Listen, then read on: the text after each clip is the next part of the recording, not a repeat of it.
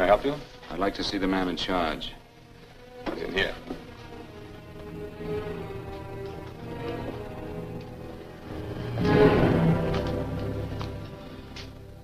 I want to report a murder.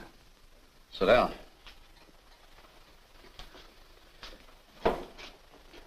Where was this murder committed? San Francisco, last night. Who was murdered? I was.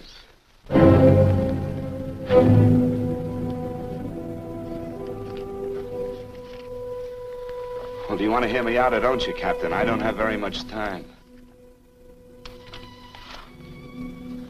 Your name Bigelow? Frank Bigelow? That's right. Answer the San Francisco APB. Send it direct to Inspector Bannon at Homicide. Tell him we found Frank Bigelow. Go ahead, Mr. Bigelow. Well, this involves some other people, Captain. A number of other people. You tell it any way you like. I live in a little town called Banning out on the desert.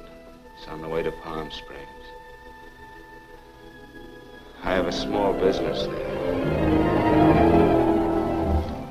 Paula? Yes, Mr. Bigelow. Give me a copy of Miss Hollis's 48 tax return, will you? Oh, you better get the 47, too. Yes, Mr. Bigelow. I don't think we took any depreciation on that new equipment last year. No, we didn't. I remember you said we could include it all this year. Sure we can. Hey, Frank. Yeah, well. Peterson says he wants a financial statement before he can give me my loan. Hello, Kitty. I will. Well, I'm leaving for San Francisco today, but I'll be back in about a week. I'll take care of it for you then. Sure is a scorcher, isn't it? Well, I've seen him worse. Well, have a nice time, Frank. Yeah, thanks, Will.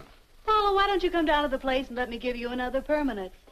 Makes your hair so much easier to manage in all this heat. I can't afford it right now. Maybe next month. Yeah, here it is. No, we didn't take it. Well, we can do it this year. You work it out any way you think best. Have a nice trip, Frank. Sure, Kitty. See you when I get back. Bon voyage. Why don't you come down anyway, Paula? We'll work out a deal on that permanent. Thanks. Maybe I will. Hello? Oh, hello, Mr. Hawkins. Just a moment. Do you want him to send your ticket over? No, I'll pick it up myself. No, never mind. Mr. Bigelow will pick it up at the station. Bye.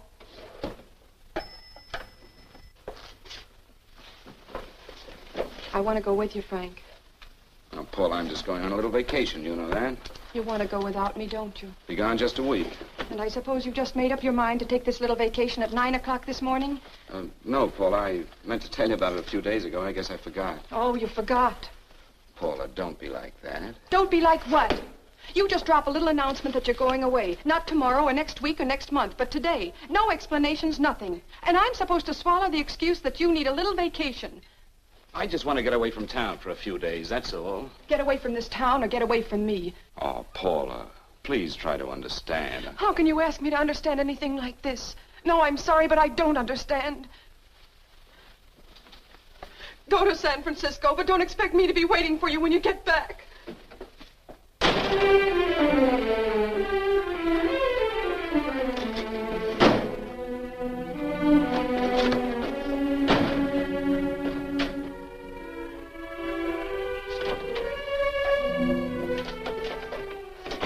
Paula, please, Paul. Come on, turn around, look.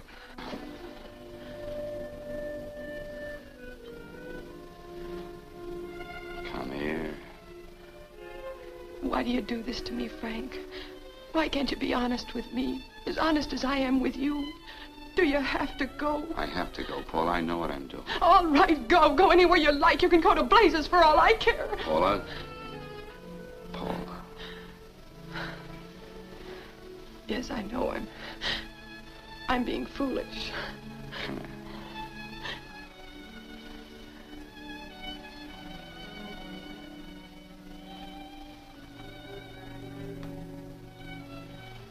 Come on, fix your face. We'll go down to Eddie's and have a drink.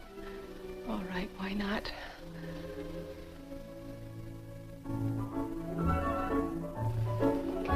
Hi, Paula. Hi, Eddie. Give us a couple of cold beers, will you? Coming up. Hi. Come on.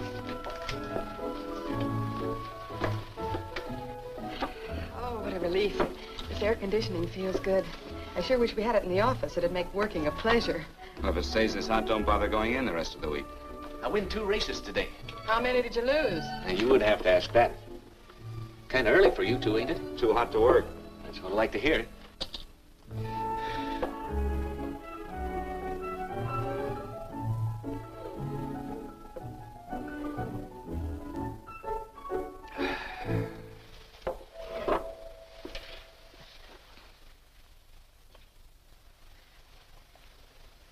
Frank, you'll take me with you, won't you?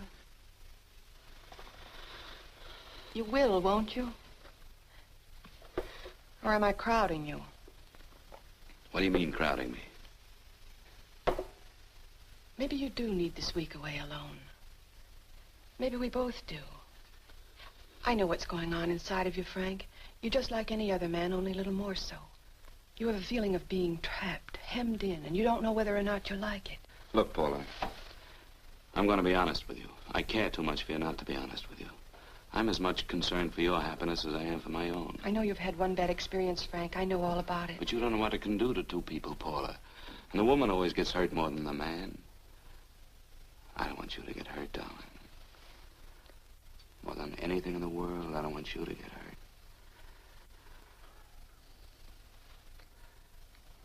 Want to hear some music? All right, Frank. Got a couple of nickels, Eddie? Yeah.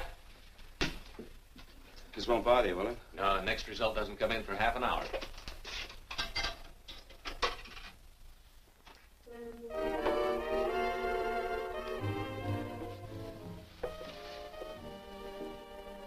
I thought that by now we'd be married. No, I'm not going to crowd you anymore, Frank. Go to San Francisco. I don't like it, but I'm convinced that you must go. I want you to be very sure, Frank. If it's right, and I believe it is, we'll have something really wonderful together. If it isn't, we should both know it as soon as possible. So you see, even if I could stop you, I wouldn't do it now.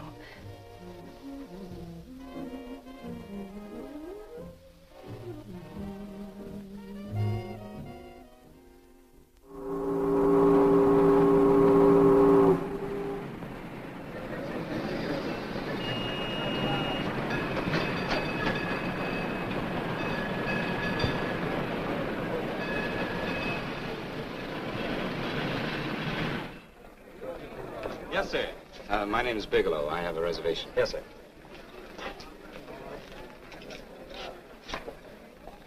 Here we are, sir. My name is Bigelow. I have a reservation. I have it, sir. It's a very nice room on the 6th floor, facing the bay. Boy, this might help you enjoy your stay, Mr. Bigelow. It's a little booklet on how to have fun in San Francisco. Oh, thank you. Very welcome, sir. Thank you. Say, is it always like this around here? No, this is market week, and it's the last day, too. Boy, always around until you need him. Oh, 517? Thank you. Here's a message for you, Mr. Bigelow. Long-distance call came in about an hour ago from Banning, from a Paula Gibson. Oh, thank you. Very welcome. Show Mr. Bigelow to 618. Right this way. Fine.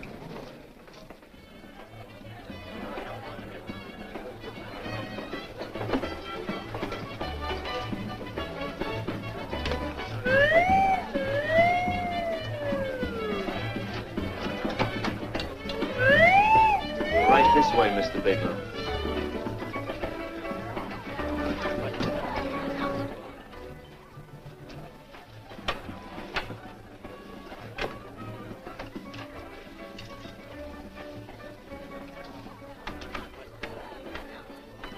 Is there anything else, Mr. Bigelow? Oh, yes, you can get me a dry Manhattan and a package of razor blades. Yes, sir. Thank you. Oh, and you can leave that door open. Hello, operator. I want to speak to Miss Paula Gibson in Banning, California. Yeah, that's right. No, I'll wait. Hello? Hello, Paula. Oh, hello, Frank. How was the trip? Fine, just fine. Having a miserable time, I hope. Well, I don't know. I just got in. What was that? Market week. The place is crawling with traveling salesmen. You know, Charlie Anderson found out that you went away, and he asked me to go out with him. Oh, really? How did he make out? I'm considering it. Is that what you called to tell me? I'll have you know that this call is strictly business, Mr. Bigelow. Did a Mr. Phillips phone you? Eugene Phillips of Los Angeles. No. He will. He phoned the office 3 times today. Said that he wanted to get in touch with you immediately. He said it's most urgent and imperative that he reach you at once. What did he want? I don't know. But he sounded deep, dark, and mysterious, and quite agitated about something. Phillips. Have we ever done any business with him? Not unless you've been keeping it a secret from me. I looked through all the accounts. Why did you tell him you could reach me here? You know I'm supposed to be on vacation. So you told me. And so I told him, dear heart. But the gentleman didn't seem to respect your temperamental moods the way I do. He was very insistent that he speak to you before it's too late, as he put it.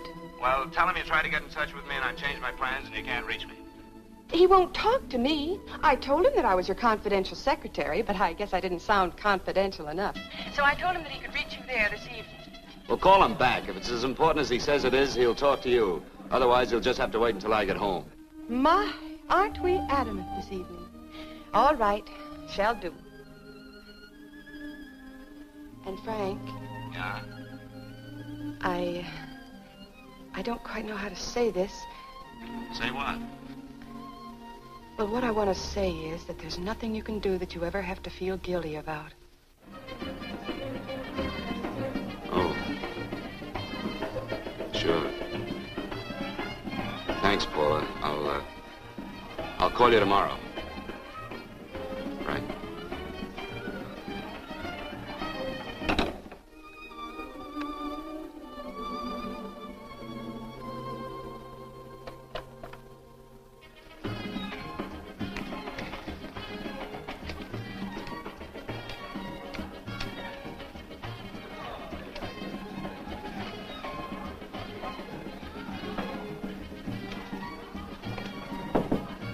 Oh, just put it there, please. You can keep the change. Thanks very much. Say, how long has this been going on? Well, it's been a madhouse all week, but they check out tomorrow. Oh? I thought you were with them. No, I'm just here on a vacation. Why does everybody come to San Francisco and tear loose? Excuse me. Say, I'm awfully sorry to bother you, but would you mind if I used your telephone? No, go right ahead. I'm just across the hall here. One of the boys is using my phone, and he's been on it for a half hour. I just want to call downstairs. Yeah. Thank you. Room service, please. Hey, things really picked up the last few days, didn't they? You had much business? Well, I'm not here on business. Oh, hello, room service? It's Mr. Haskell in 617. Yes, that's right. Would you send up 3 more bottles of bourbon and 2 scotch? Yes. Oh, and some more ice, too. Yeah. All right, thank you. You here all alone? Yes, I just got in town. Well, why don't you join us for a drink? Well, I don't want to barge in on your party. Oh, nonsense. It's not a party. Just a few of the boys entertaining some buyers. You know, the usual thing. A few drinks and some laughs. It's no party. Come on. Well, come on. All right. I know what it's like to be all alone in a strange city. I'm Sam Haskell. I'm Frank Bigelow. You think some of these guys never been away from home before? Yeah. Hey, quiet down a minute. Hey, will you quiet down a second? I want you to meet Frank Bigelow. Hello. This is Jane Carlisle. Hello. Bill Welch. How are you, Mr. Wells? Glad to know you, Bigelow. Jane's the prettiest buyer in San Francisco. Oh, hey, I resent that. You don't think I believe him, Elaine? Well, he spreads that from coast to coast. Oh, gee. But it's good for my morale anyway. I'm George Cantwell. Glad to know you, Mr. Bigelow. Bigelow, yes. Right on much business? He's not here on business. Oh? Well, Well, why don't you get the man a drink before he dies of thirst? how about a little bourbon? Well, that's fine. Bourbon it is. Of course, Mr. Wallace.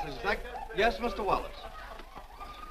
But, Mr. Wallace, I'll need at least a week in Cleveland to visit all my accounts. I can't figure on being in Philadelphia until the 17th. Eddie, will you get off the phone? I want you to meet Frank Bigelow. How are you, That's his boss. He's been trying for an hour to get his expense account boosted. Yeah, the way this guy holds on to $1, you'd think they weren't printing them anymore. Yes, Mr. Wallace. I'm leaving here the first thing in the morning. Yes, sir. Oh, keep your hips loose, Harry, like this. Oh, yeah. How's he doing? Oh, there's nothing wrong with Harry's rummer. The 2 years at Arthur Murray's wouldn't cure. Hey, now, wait a minute. I was doing all right there. This is Sue and Harry Brantis. Hello, good to meet you. How are you? Where'd you find her, Sam? On a dance marathon? Oh, bourbon. Oh, really? Oh, thanks. Say, I'll bet you could do the rumba. Well, a little, but I'm kind of rusty. Anything would be an improvement after Harry. Oh, how do you like that? Well, here goes. Hey, you're good.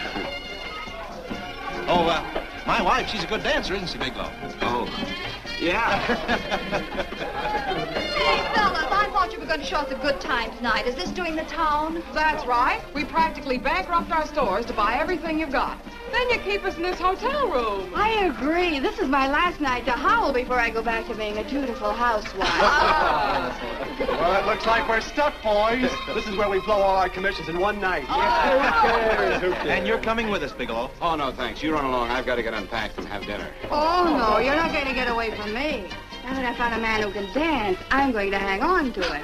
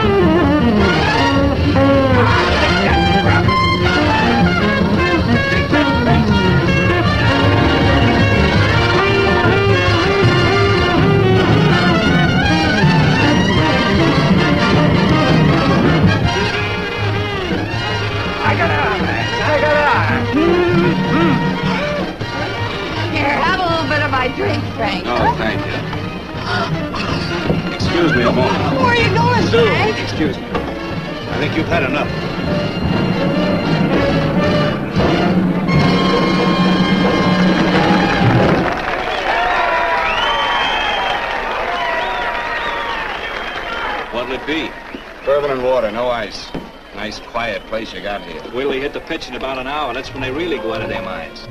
Who's the blonde? Oh, she's one of the chicks that hangs around here. She's jive crazy. Come again? Oh, you ain't hip, pal. Jive crazy means that she goes for this stuff. Just between you and me, I don't get it either, but I gotta listen to it. They're all connoisseurs, music lovers. Me, I like Guy Lombardo. What's the matter with him? Oh, he's flipped. The music's driving him crazy. Come down, Jack. Oh, don't buy me, man. I'm being light. Is the blonde alone? Oh, sure, society. She always comes in alone. Drives a big convertible, wears a mink coat, but knows everybody. But she always comes in alone. Thank you. I wanted to kiss you. I tried to... Give me another blast, Leo. What's your story, Jeannie? Easy.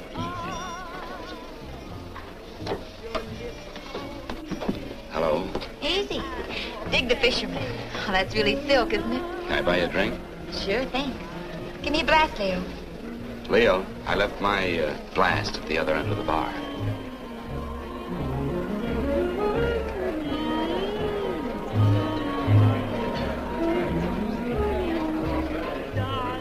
My name's Jeannie.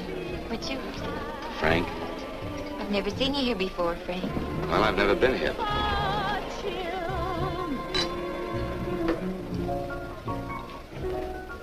This isn't mine. Mine was bourbon. Well, sure it is. You saw me pour it. Give me a fresh drink. Anything you say. Oh, listen to that piano. Feel those vibrations. You don't get your kicks out of this, do you? I can live without it. Why do you stay here? I don't know. I bet I know. You're lonely in a big city. Why, you don't have to go into a routine with me. I like good company, too.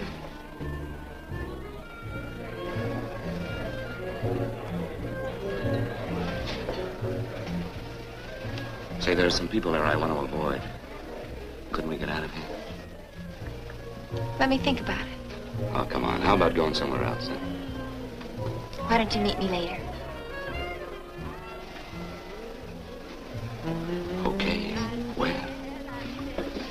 I tried to forget you, but you whispered, darling, I love. Call me at that number later. It's my next stop. They've got a band there that'll really send you. See you, Jeannie. Easy.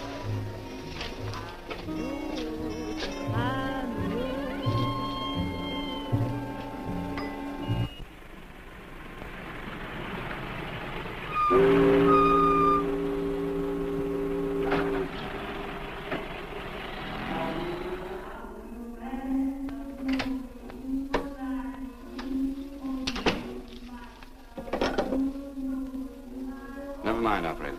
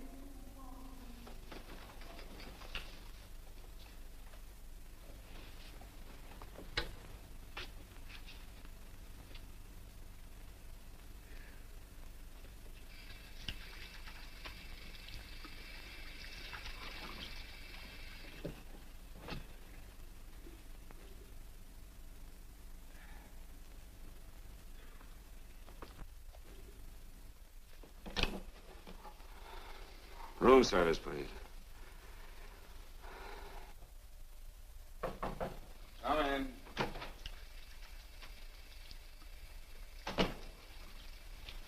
Be right with you, waiter. Yes, sir. Rest well, sir? Yeah, sure. May I? Go ahead. It's on there for you. Thank you, sir. Would you like anything else? Oh, thank you, that's all. Waiter. Yes, sir. Take this away. Is there anything wrong, sir? No, just take it away. I don't even want to look at it. Are you all right, sir? Yeah, sure.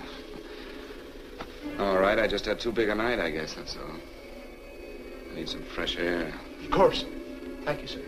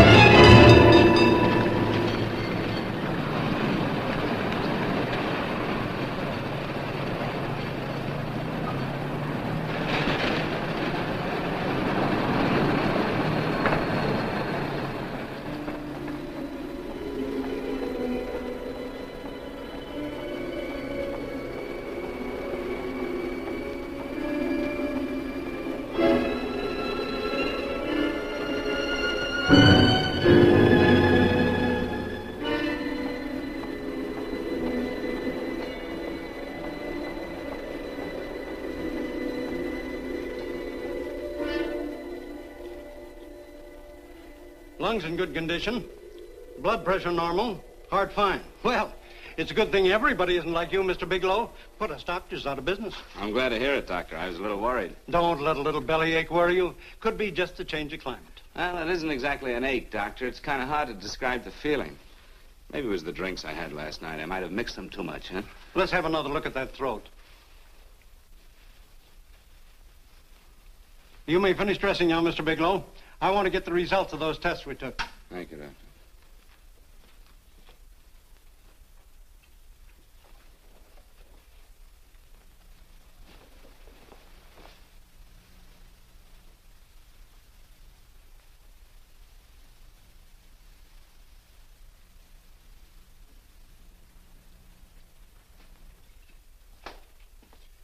Mr. Bigelow, this is Dr. Schaefer. Hello, Doctor. How are you? Sit down, Mr. Bigelow.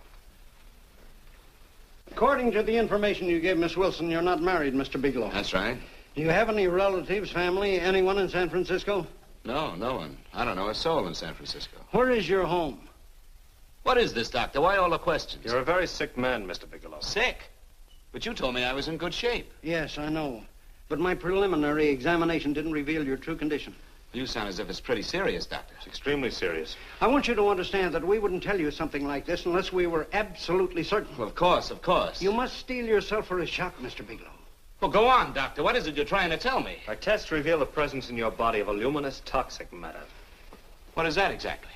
A poison that attacks the vital organs. Poison? We have no alternative but to tell you this. Your system has already absorbed sufficient toxin to prove fatal. I wish there was something that we could do. What do you mean, wish? You mean there's nothing? There is nothing anyone can do. This is one of the few poisons of its type for which there is no antidote. Well, this is fantastic. This is the most ridiculous thing. You don't have very long. What do you mean? A day, possibly a week, 2 weeks at the outside. It's hard to say exactly. Well, this is impossible. I don't believe it. You've made a mistake. That's it. It could be a mistake, couldn't it? You have made a mistake, haven't you? Answer me. Dr. Schaefer is an authority on toxicology. Been no mistake, Mr. Bigelow. Do you realize what you're saying? Well, you're telling me that I'm dead. Do you think you can explain my life away in just a few words? Why, I don't even know who you are. Why should I believe you? You must calm yourself, Mr. Bigelow. We want to offer you every assistance that we've... Assistance? Who wants your assistance? Who wants anything from you? You're nothing but a couple of phonies. Why, I think you're crazy. That's it. You're crazy. The both of you. You're crazy.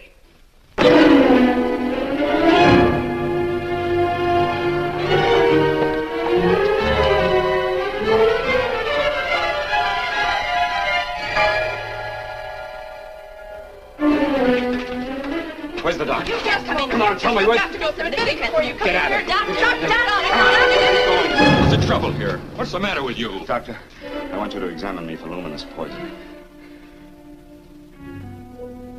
Come right in here.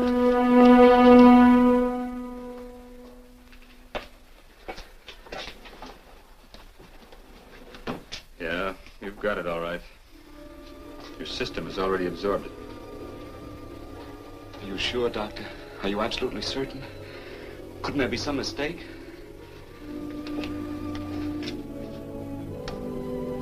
There it is. The toxin is actually luminous in the dark. Now there's no doubt about it, Bigelow. I don't feel sick. My stomach is just a little bit upset. Maybe it's not as bad as you think, Doctor. That's characteristic. With a heavy jolt, you go suddenly in a matter of hours. But if the stuff is taken in a lesser degree, you last a while. And then...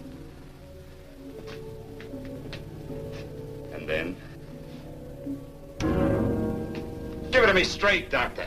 Well, a number of things are involved. The systemic condition of the individual, the amount consumed, exertion. Yes? You won't feel too badly for a while. Then it will happen suddenly. A day, 2 days, a week at the most.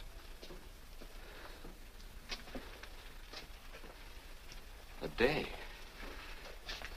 2 days. There's nothing that can be done now. If it had been caught in time, your stomach could have been washed out. But you've had it in you for some time now. For at least 12 hours, haven't you, Bigelow? I don't know. You don't know? No. Don't you know how you got it? No. And this is no accident. Somebody knew how to handle that stuff. That wax is tasteless and odorless. And the amount of alcohol in your body, you must have got it in liquor. I was drinking last night. Arrange for your admission to the hospital immediately. Of course, I'll have to notify the police. This is a case for homicide. Homicide? I don't think you fully understand, Bigelow. You've been murdered.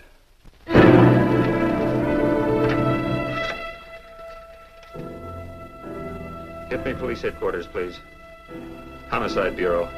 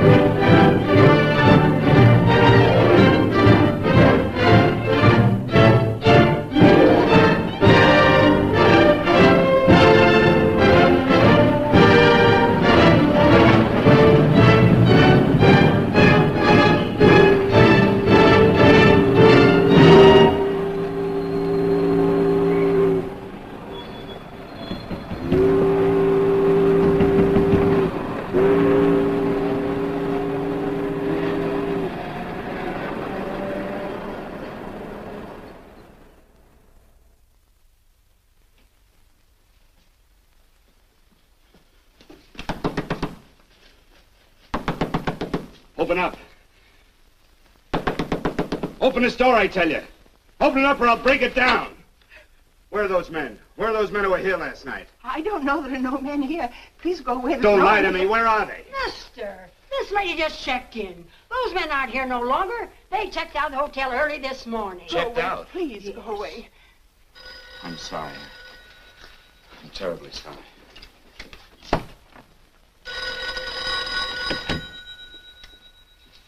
Hello? Please, Mr. Bigelow, my eardrums.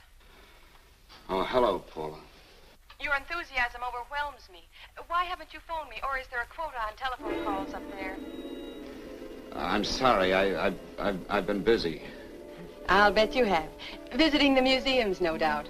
What's happening up there that's exciting or different? Nothing, not a thing. I'll bet you miss me, but you're too stubborn to admit it. Sure. You know, if you'd like me to come up, I can pack a toothbrush and leave right away. No! Well, you don't have to snap my head off. You could at least make a pretense of missing me. I'm sorry, Paula. Of course I miss you.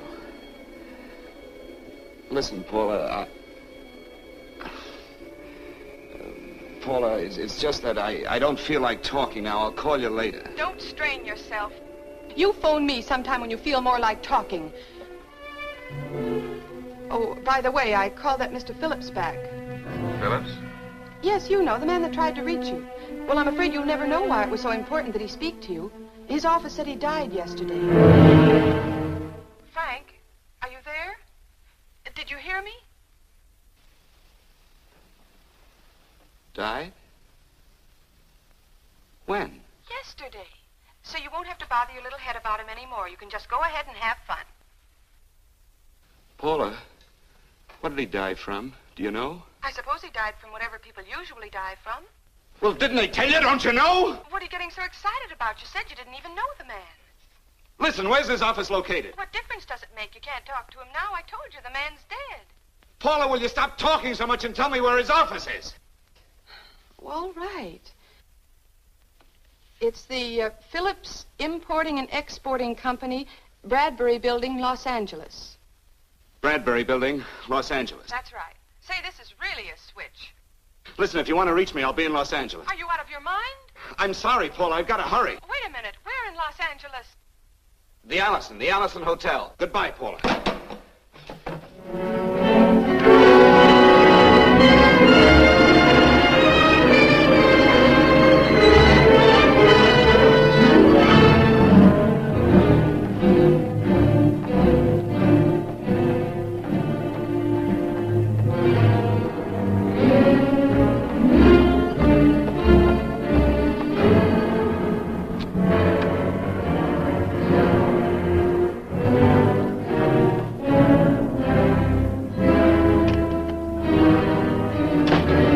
To see someone in charge here. What is it in regard Well, to? it's a personal matter. It's quite urgent.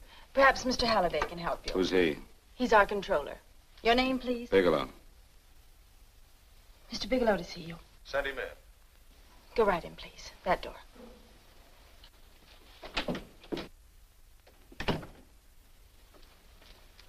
Mr. Bigelow? How are you, Mr. Halliday? What can I do for you? Well, Mr. Phillips phoned my office several times yesterday. I'd like to find out what it's all about. You know Mr. Phillips died yesterday? Yes, I know. But I don't understand. If he phoned you, didn't he tell you what it was about? Well, he didn't speak to me. I wasn't in my office at the time, and he wouldn't tell my secretary. Well, I'm afraid I can't be of much help, Mr. Bigelow. I've no idea why Mr. Phillips tried to reach you. I'm sorry you had to make the trip for nothing. How do you know I made a trip? I didn't say anything about making a trip. I merely said he phoned my office. My office could be here in Los Angeles. Miss Foster, Yes? didn't you mention something yesterday about Mr. Phillips speaking with Mr. Bigelow in San Francisco? I said that he had phoned Mr. Bigelow's office in Banning, but that Mr. Bigelow was staying at the St. Francis Hotel in San Francisco. I'm sorry you misunderstood me. Do you know why Mr. Phillips called? No, I don't. All right, thank you, Miss Foster. You can understand that we've been somewhat upset around here. Now, if you don't mind,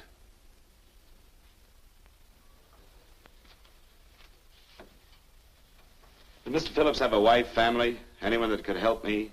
you can't intrude on people at a time like this just to satisfy some curiosity. It isn't just curiosity. Then I suggest you wait a week or so. I can't wait. Well, I'm sorry you'll have to. Well, there's always a phone book. You're a pretty aggressive fellow, Bigelow. Are you quite sure that this is as important as you make it appear to be? It's important. Mrs. Phillips lives at the Sunset Arms Apartments. Thank you. I needn't tell you she's under a strain. I suppose you're capable of using a little more tact with her than you demonstrated with me. I think I can handle it. By the way, what was the cause of Mr. Phillips' death? Suicide. He leaped from the balcony of his apartment. Thank you.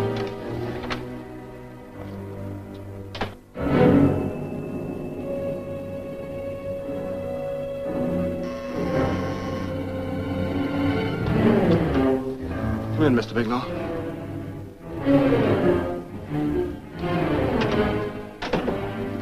I'm Stanley Phillips, Eugene's brother. Halliday phoned that you were coming.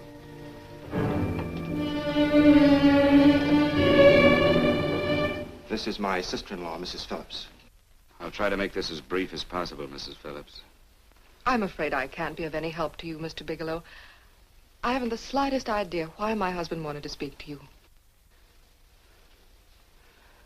Well, I guess Halliday covered just about everything. Did your husband ever mention anything about me, Mrs. Phillips? Anything at all? No, I can't recall Eugene ever having mentioned your name.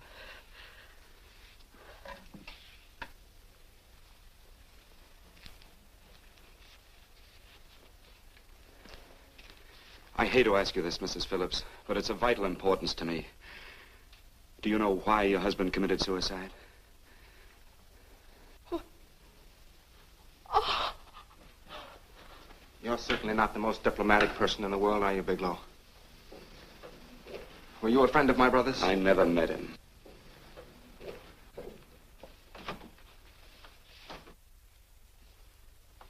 My brother was in a jam, a pretty bad jam. He was arrested 2 days ago. He sold some iridium to a dealer by the name of Majak.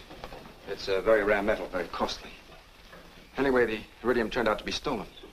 He was released on bail yesterday, but he faced a pretty stiff prison term. And have committed suicide for less. Yes, I know. That's how the police feel about it. What puzzles me, though, is this crooked deal.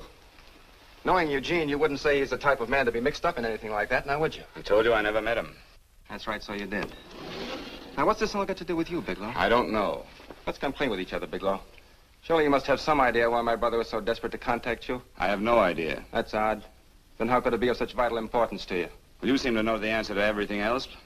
Maybe you know the answer to that one, too.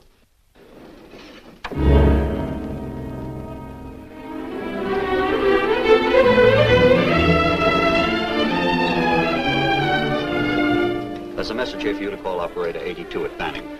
Oh, thank you. Show Mr. Bigelow to room 821. Say, would you have the operator put this call through to my room right away? I'll take Yes. it up there. Thank you. Hello, operator. Here you are. I'll call you if I need anything. Thank you, sir. Hello, Paula? Well, Sinbad, I'd just about given you up for lost. Now, do you mind telling me just why you rushed down to Los Angeles? I can't explain it to you just now, Paula. I just can't explain it. What's going on, Frank? You don't even sound like yourself. Well, I'm just a little tired, Paula, that's all. But I miss you. Oh, Frank. I can't tell you how good it is to hear you say that. And here I was worrying that I'd lost my charm. When are you coming home, Frank? Soon, Paula. I'll be home soon. I'll go right out and get myself a permanent so I'll be pretty when you see me. Hey, guess what? I found that Phillips name in your notarial ledger. Notarial ledger? Yes, of all places. I remember now I made the entry myself. You had notarized a paper one morning before I came to work. What kind of paper was it? A bill of sale for a George Reynolds made out to Eugene Phillips of Los Angeles. So you see, I was right. We hadn't done any business with Phillips, only indirectly. What was the bill of sale for? A shipment of iridium, whatever that is. Iridium. You mentioned at the time that this fellow Reynolds had made some kind of a deal in Palm Springs, and he stopped in your office early in the morning on his way north to have it notarized. Wait a minute. Wait a minute, George Reynolds. That was about 6 months ago, wasn't it? That's right, 6 months ago. Thanks, Paul. Goodbye. Goodbye.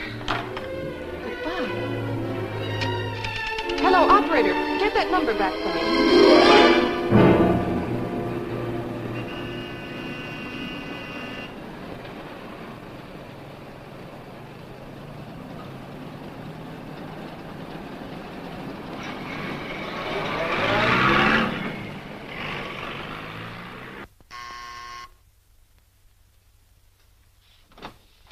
I've got to talk to you, Mrs. Phillips. Please, go away. I want to be left alone. But I found out why your husband wanted to see me. It was in connection with a bill of sale. Come in. Thank you. What do you know about a man named George Reynolds? George Reynolds? Yes. Why, that's the man my husband claimed sold him the iridium. And what did Reynolds claim? Reynolds disappeared. Yes? About 2 months ago, my husband grew suspicious that something was wrong. Since then, he tried in every way to locate Reynolds, but could find no trace of him. But I don't get it. Your husband could have proved he made a legitimate deal by showing the bill of sale he got from Reynolds. Then there was a bill of sale? Yes, of course there was. My husband swore there was, but at the time of his arrest, he couldn't find it. It was mysteriously missing. Well, then, if your husband could have shown proof, it would have been George Reynolds who would have faced the prison term. Eugene was convinced that Reynolds had stolen the bill of sale. He was the only one who had reason to eliminate evidence of the transaction. Thank you, Mrs. Phillips. Thank you very much. You've been very helpful. Oh, if you'd only come sooner, Mr. Bigelow. My husband might be alive today. I know.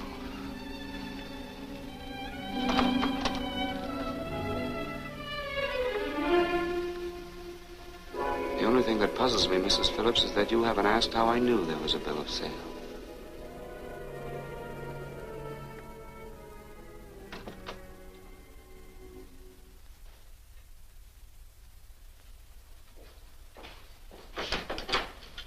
Mr. Holliday isn't in. He should be back shortly. I think you're the one who can help me, Miss Foster. Mr. Phillips tried to reach someone else before he called me yesterday, didn't he? Why don't you ask Mr. Holliday? Obviously, Mr. Holliday wasn't here yesterday, or he wouldn't have had to learn from you that Phillips called me. And you're the logical person to know who else Phillips called. I don't believe that's any of your business, Mr. Bigelow. Don't think you're revealing anything confidential, Miss Foster. I know that he tried to reach somebody else. Mrs. Phillips told me. You're bluffing, Mr. Bigelow. I don't know what you're after, but you're trying to trick me. Mrs. Phillips didn't tell you a thing. How do you know that? Mrs. Phillips knows nothing about it. She doesn't. Well, why wouldn't she? Wait a minute. I was talking about George Reynolds. Who did you think I meant? Just who is it that Mrs. Phillips doesn't know I about? told you before, that's none of your business. All right, young lady, I'm going to give it to you straight. Phillips was murdered. Murdered? I don't believe you. He told me because he needed me to clear him. Phillips was innocent. Innocent men don't have to jump out of windows. Murdered? Just who are you trying to protect, Miss Foster? Why are you so afraid to tell the truth? I'm not protecting anybody. I haven't any more to say. All right, young lady, listen to me. This thing is going to explode wide open. If you've got nothing to hide, you better start talking. Or maybe you are mixed up. No! Well, then come on. Mr. Phillips called Marla Rakubian. He went to see her yesterday morning. Who's Marla Rakubian? She's a model. She and Mr. Phillips used to be quite friendly, but he hadn't been seeing her for quite some time. Come on. The last couple of months he'd been trying to locate her and finally learned where she lived yesterday morning. When he returned from seeing her, he was terribly upset and excited. That's when he had me put in the calls for you. When he couldn't reach you, he went home. The last time I saw him alive. Give me Marla Rakubian's address. I don't think Mr. Phillips realized I was aware of his friendship with Marla Rakubian, and out of respect for him, I never intended to tell anybody. I had no idea that she had anything to do with the trouble he was in. I admire your discretion, Miss Foster.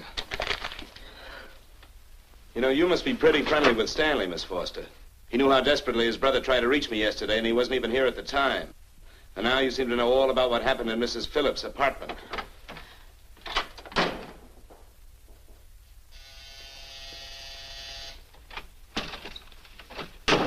Miss Rakubian? Yes? What do you want? Get out of here or I'll call the Go police. ahead, call him. Oh, go ahead, call him. Going on a trip, huh? Yes, going away for the weekend. Sailing for Buenos Aires tomorrow, some weekend. I'll send you a postcard. Now get out of here. Who are you going with, George Reynolds? Never heard of him. I suppose you've never heard of Eugene Phillips either. Just who are you? What do you want? Never mind who I am. Where's Reynolds? I told you I don't know him. Now will you get out of here and leave me alone?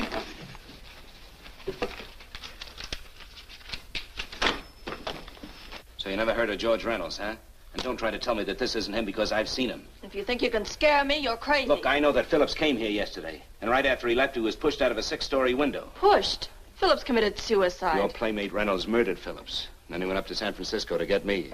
Because I knew about a certain bill of sale. I don't know what you're talking about. You're in this right up to your pretty little neck. I'm not mixed up in anything.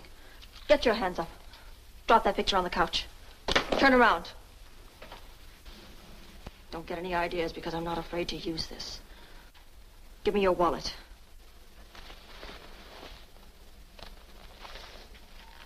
Frank Bigelow, Hotel Alex.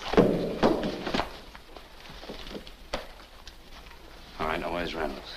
I don't know. I don't know where he is. Is that what you told Phillips yesterday? I told him exactly what I'm telling you. I haven't heard from him in months. Yeah? You're mighty careful of the picture of a man you haven't heard from in months. What does the Ray stand for? It was a pet name. Do you mind? Oh, it sounds very cozy, Miss Rakubian. You and Reynolds call each other pet names while you make a sucker out of Phillips. Phillips made the deal because he wanted it. Yeah? I'll bet you weren't above using what it takes to help make him want it. Who's paying for this trip? I am. Really? A first-class trip to Buenos Aires on a model salary. Don't make me laugh. Since you and Reynolds aren't seeing each other anymore, you don't mind if I keep this to you. If I were a man, I'd punch your dirty face in.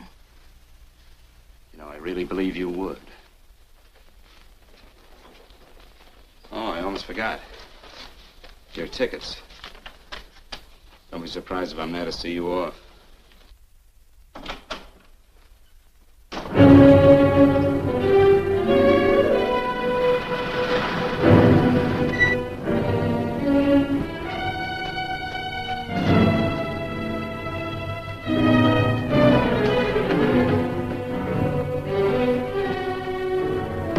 Angelo.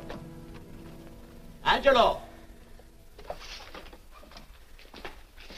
Angelo, do you remember taking this picture of George Reynolds? I take so many pictures, I can't remember them all. This gentleman is a friend of his and would like his address. We have no card on him. I don't think we ought to do that. He's willing to pay $20 for it. That's the paper we used last year. Of course, you understand we usually don't give out the information about our clients. I know, you're a couple of high-class fellas. Thank you. Revealing anything confidential is against the ethics of our establishment. That's right. Honesty is the best policy. Of course. But in your case, inasmuch as you're a personal friend of Mr. Reynolds... Thanks. I knew you'd come through. Got it. Here it is. We don't have his address. He must have called for the picture. But he couldn't have been a very good friend of yours, mister, because his name is not George Reynolds. It isn't? Well, what is it? It's a... Huh? Oh. Here. It's Raymond Rakubian. Rakubian? Yes. What's so unusual about that? The picture's signed Ray, isn't it? Yeah. Yeah.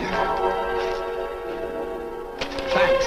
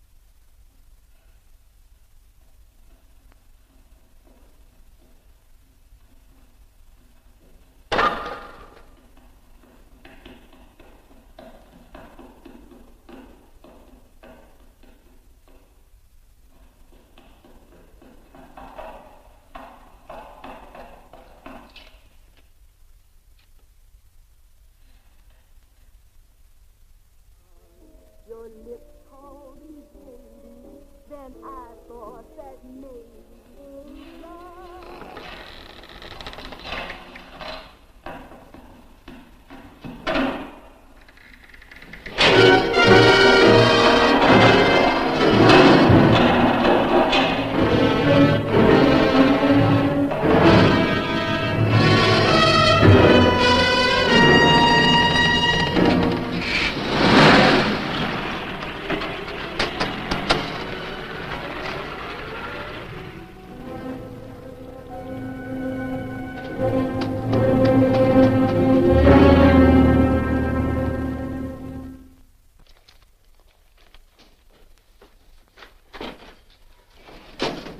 Bigelow, are you all right?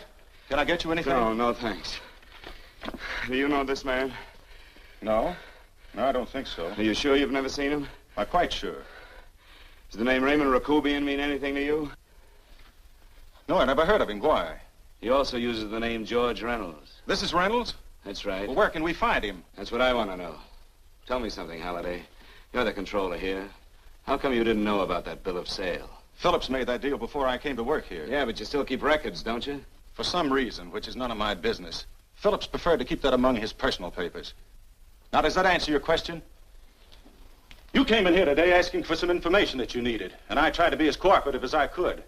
But now you're beginning to annoy me. So get out before I throw you out.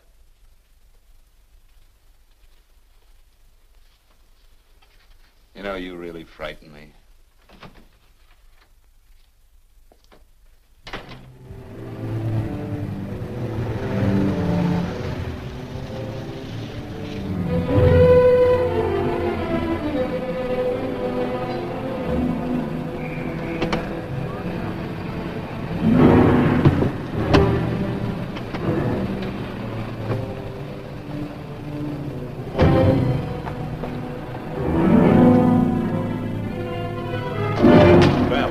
time you showed up, Bigelow. Go ahead, Dave.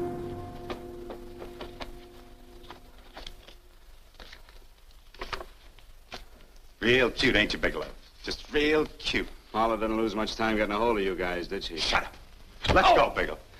Look at him. He can't take it. Soft in the back. You do that again and I'll kick your face. Lay off, Chester. Cut it out. Shut up. Who asked you? Better let him answer. The clerk might know he's in. Go ahead, Bigelow.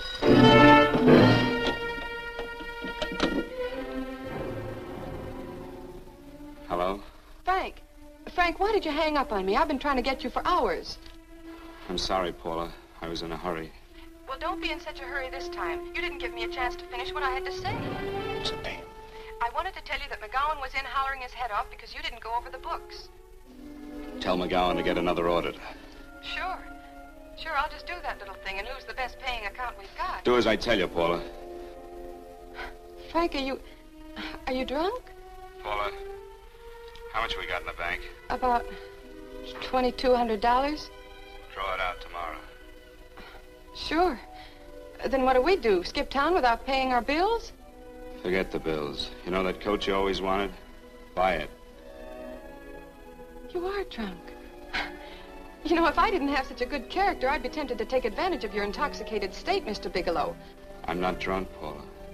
Well, then don't tell me that one day away from me can affect you this way. Cut it short. Paula, Yes? I'm sorry I left you. I never realized how much I love you. But I know it now. Oh, Frank, darling, I love you too so very much. Please come home. I miss you terribly. I said cut it short. I'd just love to let you have it, Bigelow. Let's go, Chester. This guy's kept us waiting long enough now. Walk in front of him, Bigelow. And keep your mouth shut. If you so much as look cross-eyed at anybody, I'll blow the back of your skull out.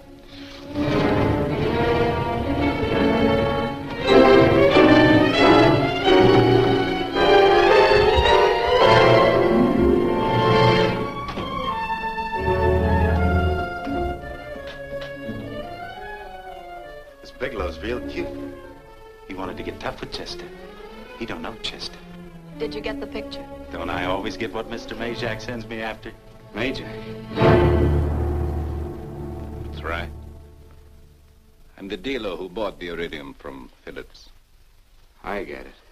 You have Rakubian unload stolen stuff on Phillips with the help of Marla here, and then you buy it back from him. Oh, you certainly made a sucker out of Phillips.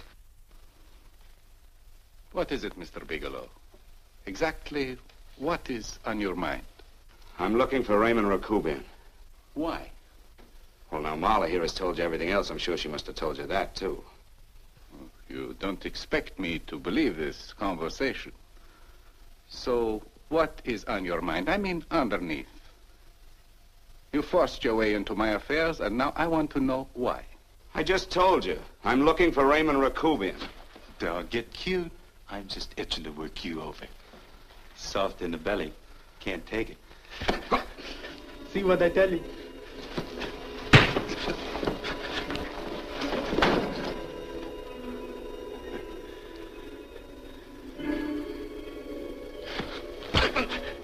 Can't do that to Chester. I'm gonna blow your guts out. Easy.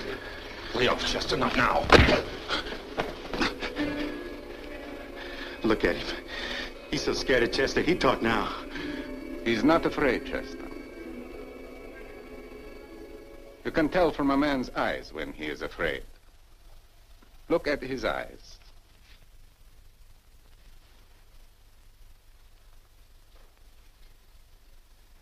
Oh!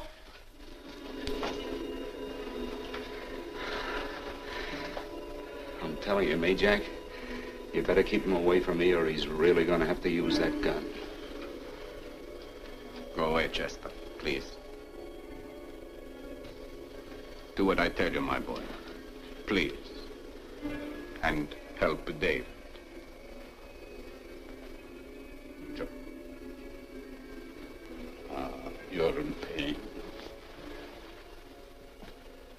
an unfortunate boy. He's psychopathic. He's unhappy unless he gives pain. He likes to see blood. Come with me, Mr. Bigelow.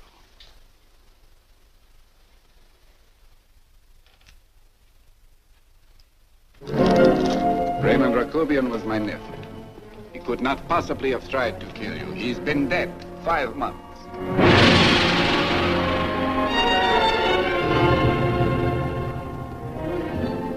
I'm afraid you have been sidetracked. Provided it is true that somebody made an attempt on your life. Somebody made an attempt again today. I had no reason to kill you, believe me. What do you mean you had no reason? I notarized a certain bill of sale. You notarized the bill of sale for Reynolds, not Rakobian. Now, what I told you was true. I had no reason to kill you. That's a closet, Mr. Bigelow. And under other circumstances, you could go home now. But now you present a problem. You know too much, and I am in danger. Chester! Suppose I were able to prove to you that I only want to find the person who tried to kill me, and I won't cause you any trouble. You know I can go to jail for 10 years for this little business. 10 years. At my age, that's my life. That means my entire life. With my life, I do not take chances. I am sorry, believe me.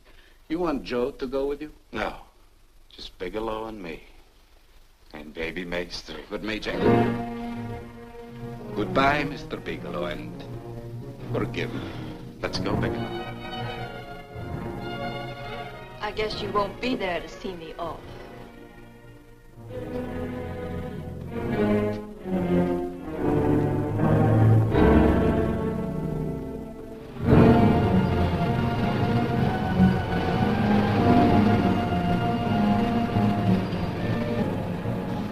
Tried to make a boob out of me in front of Major. You shouldn't have done that, Bigelow. I don't like that. I'm going to enjoy this, Bigelow. I've done jobs like this before. I knocked off guys I could like. But I don't like you, Bigelow. I never liked that puss of yours from the minute I seen it.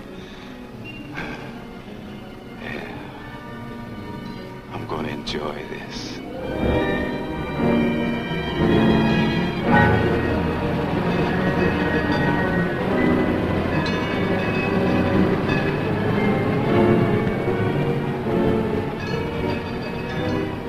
Ain't scared yet, are you, Bigelow? But you'll be scared. Good scared. I think I'll give it to you in the belly. You don't like it in the belly?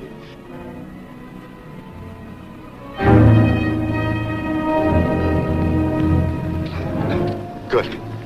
Try it. I just love you to try it, Bigelow. Why don't you try it? Go ahead.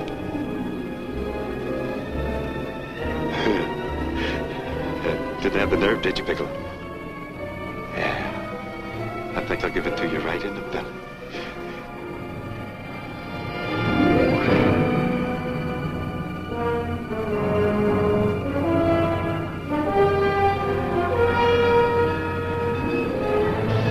Longer when you get it in the belly.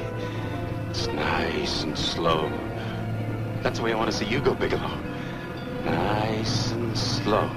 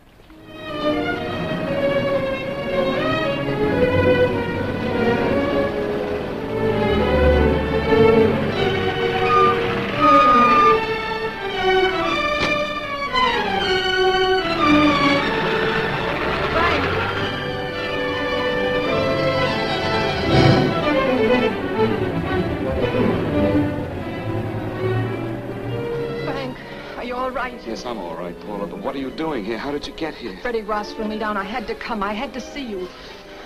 You shouldn't have come, Paula. You shouldn't have. What is it, Frank? You're in some kind of trouble. I know it. Look at you. You're a sight. Your clothes look as if you've slept in them. Are you ill? You are. You're feverish. I'm all right, Paula, and I'm not in any trouble, believe me. You're lying, Frank. Right after I spoke to you, I got a phone call from the San Francisco police. They asked if I knew where you were. You didn't tell them anything, did you? Of course not. It was the homicide detective that called. What is it, Frank? If you're in any kind of trouble, you certainly can trust me. Look, I'm not in any trouble with the police, Paula, believe me. But you can't stay here. You've got to go back to Banning right away. No, I won't go, Frank. I won't. I'm staying here with you. Paula, it's better that you go back, believe me. Why? What's this all about? What have you got to do with this Phillips and Reynolds? Phillips was murdered.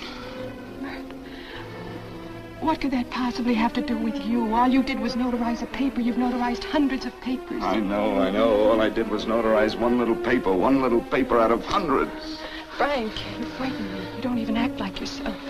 I know that you're in trouble, that something is wrong, that you're in serious trouble. You frighten me, Frank. Oh, don't be frightened, Paula. Don't ever be frightened of anything again. Will you promise me that? I love you so much, darling. More than you seem able to understand. Oh. I never really knew happiness until I loved you. Sometimes when I used to be afraid that you weren't sure how you felt, I tried to hold back, but I couldn't. Losing you would have meant losing everything. There would have been nothing left. Don't, Paula, don't. Now I'm afraid again. Somehow I feel that I'm going to lose you, but there's nothing I can do about it. I feel so helpless. You're leaving me out of something. Tell me, Frank, what is it? Give me a chance to fight back. Just give me a chance, please. You do love me, don't you? Oh, yes, Paula, I love you. I never was more certain of anything in my life. I wasn't sure before. I was a little blind, I guess, but believe me, I'm sure now. Can you understand that, Paula? I understand. A man can be like that, Paula. Something has to happen. It can be a big thing or a little thing, but it can make him realize how much someone means to him, how much he really loves her. Oh, and I love you, Paula. More than I ever thought it possible to love anyone in the world, I love you. Then why won't you tell me about this trouble you're in? Why won't you try to let me help you? You can't help me, Paula. You don't want my help. Oh, Paula, there's nothing you can do. Will you believe me? So will you please go home, please? No, Frank. I won't go. I know you're in trouble. I can't leave you like this. All right, Paula, look, wait for me in the lobby of the hotel, and I'll be back for you soon, I promise. You promise? You're yes, sure? Paula, I promise. Is that a new outfit? Yes. Oh, it's beautiful.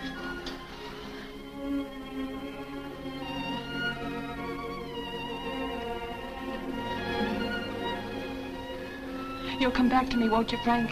Yes, Paula, I'll come back, I promise. Please hurry, darling. Oh, I love you. I love you, Paula.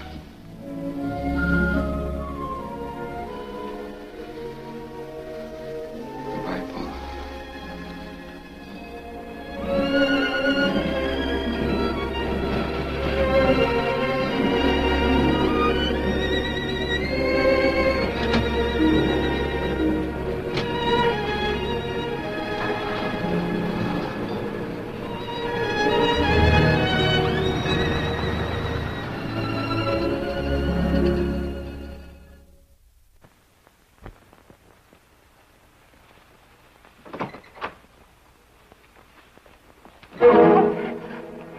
Stanley here? You sure? All right, get in there. Now get Stanley on the phone. Tell him to come over here right away. Use any excuse you want. What are you going to do? What was Stanley going to do when he used me for a clay pigeon today? I don't know what you're talking about. Don't act innocent with me. I fell for that once. I don't know what you mean. I told you everything you wanted to know this morning. Yeah, you told me just enough so I'd get sidetracked and wouldn't know that Stanley was the one I was after. Stanley? Oh, no. You and Stanley have been together on this from the start. Now, come on, get on that phone and call him. Don't let him know I'm here. Bigelow.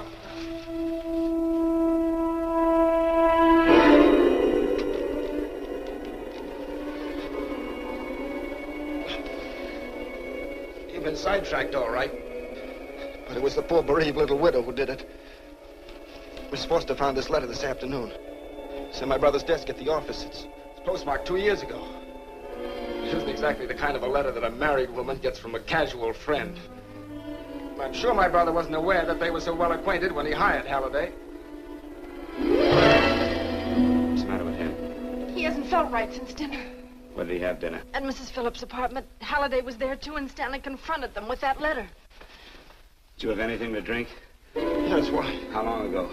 Half an hour ago, just before I came here. Miss Foster, get on the phone, call the emergency hospital. Have them get an ambulance over here right away. What? Tell them to prepare a stomach wash for luminous poisoning. Luminous poisoning? Go on, do it, I tell you. You may still have a chance to save his life. Go on!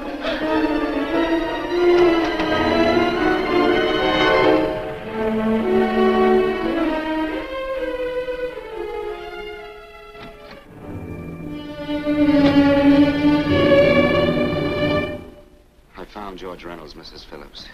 He's been dead for 5 months.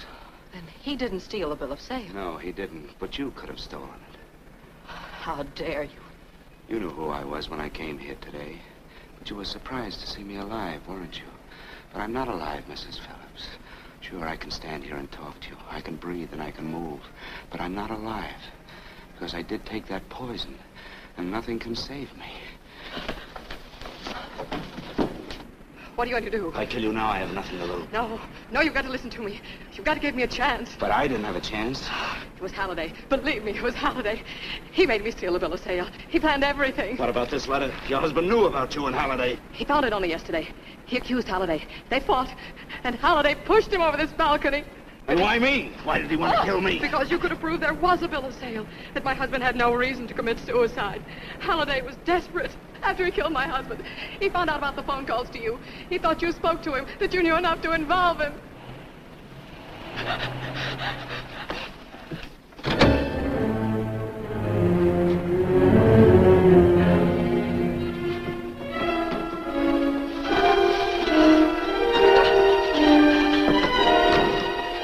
Where's Halliday? Where is he? He's in the office. This time you don't warn him.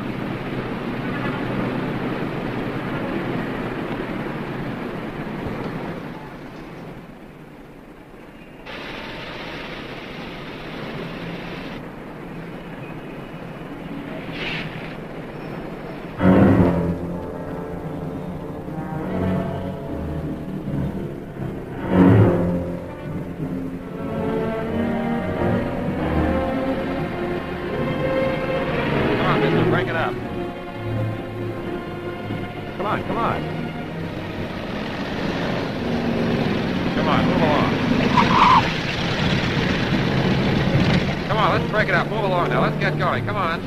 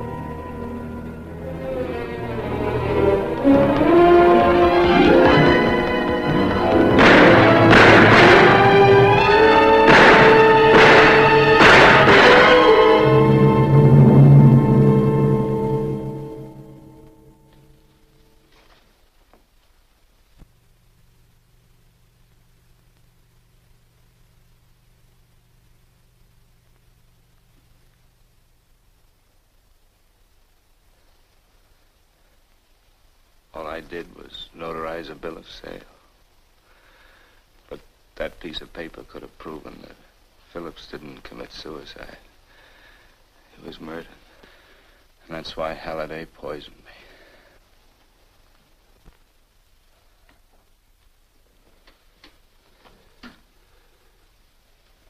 Would you?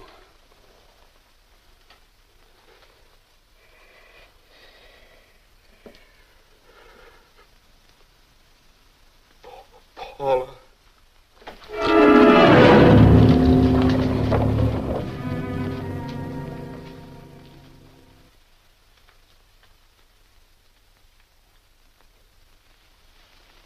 Call the morgue.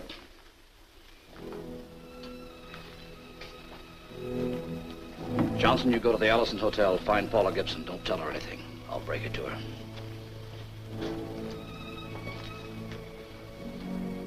How shall I make out the report on him, Captain? Better make it dead on arrival.